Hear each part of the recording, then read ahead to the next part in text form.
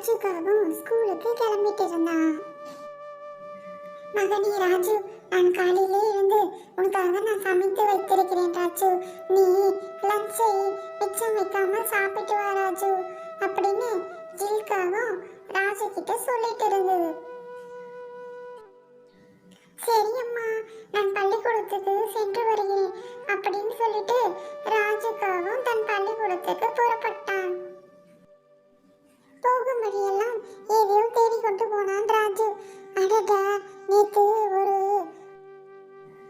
பழம் பார்த்தேன், அந்த பழம் இங்கதான் எங்கேயோ இருக்க வேண்டும் அப்படின்னு சொல்லிக்கொண்டே போனான் ராஜு.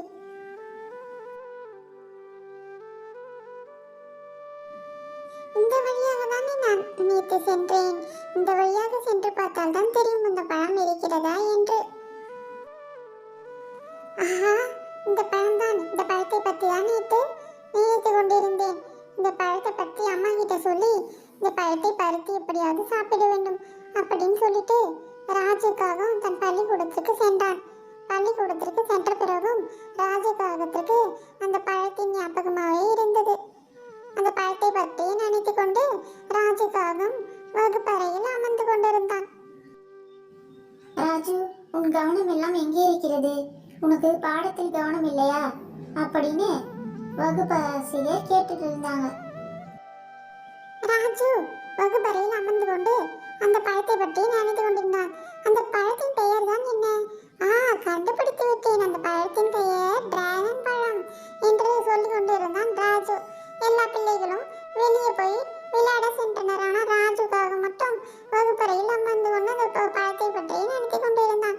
அந்த பழத்தை எப்படியாவது பறித்து சாப்பிட வேண்டும், அந்த பழத்தின் நிறமே அவ்வளவு நன்றாக இருக்கிறது என்று சொல்லிக் கொண்டிருந்தான் ராஜு. வீட்டுக்கு புறப்பட்டான் ராஜுக்காக. தன் அம்மாவிடம் சென்று கூறி அந்த பழத்தை எப்படியாவது இன்று சாப்பிட்டு விட வேண்டும் என்று சொல்லிக்கொண்டே சென்றான் ராஜு.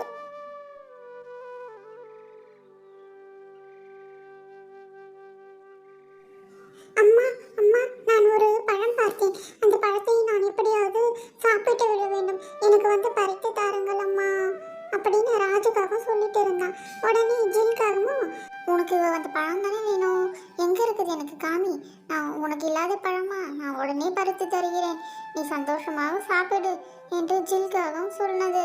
உடனே 2 பறவைகளும் அந்த பழம் இருக்கும் இடத்திற்கு சென்றனர். அம்மா, இந்த பழத்தின் சுவையே அருமையாக இருக்கிறது அப்படின்னு சொல்லிட்டு இந்த 2 காகங்களும் அந்த பழத்தை ருசித்து சாப்பிட்டனர். ஆஹா, இதன் சுவையே வித்தியாசமாக இருக்கிறது, இந்த போன்ற சுவை நான் சாப்பிட்டதே இல்லை. ராஜுக்காகவும் தான் சாப்பிட்ட பழத்தை பற்றி கிக்கி கிட்ட சொல்லிட்டு இருந்தான். உடனே கிக்கியும், எனக்கும் எடுத்துட்டு வா ராஜு, அந்த பழத்தின் சுவை எப்படிதான் இருக்கிறது என்று நானும் சுவைத்து பார்க்கிறேன், நீ நாளை வரும்போது மறக்காமல் எடுத்துட்டு வா ராஜு அப்படின்னு கிக்கியும் சொல்லிட்டு இருந்தது. உடனே ராஜு, நான் உனக்கு நாளைக்கு எடுத்துட்டு வர அந்த பழத்தை நீ சுவைத்து பார் எப்படி இருக்குது ருசி என்று. அம்மா, இன்னைக்கும் அந்த பழத்தை போய் சாப்பிடலாம், என் நண்பன் கிக்கியும் அந்த பழத்தை கேட்டான் அப்படின்னு ராஜுக்காக சொல்லிட்டு இருந்தான். உடனே 3 காகங்களும் அந்த பழம் இருக்கும் இடத்திற்கு சென்றனர்.